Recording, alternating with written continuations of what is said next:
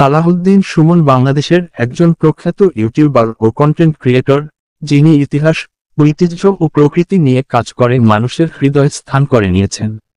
তার জন্ম বগুড়া জেলার আদমদীঘি উপজেলায়। ছোটবেলা থেকেই লেখালেখির প্রতি আগ্রহী ছিলেন, যা তাকে সাংবাদিকতার পথে নিয়ে যায়।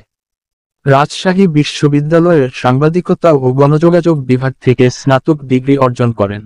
স্নাতক শেষে তিনি একটি বেসরকারি টেলিভিশনের ব্যুরো প্রধান হিসেবে কাজ শুরু করেন।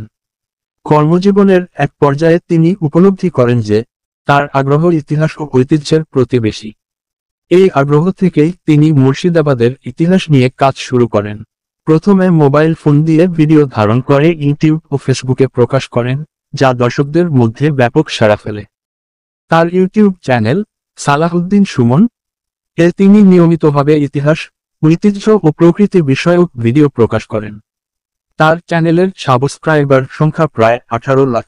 সুমন তার পেশাগত জীবনে সাংবাদিকতা ও কন্টেন্ট ক্রিয়েশন একসঙ্গে চালিয়ে যাচ্ছিলেন, কিন্তু এক পর্যায়ে তাকে এই দুইটির মধ্যে একটি বেছে নিতে হয় এবং তিনি কন্টেন্ট ক্রিয়েশনকে পেশা হিসেবে গ্রহণ করেন।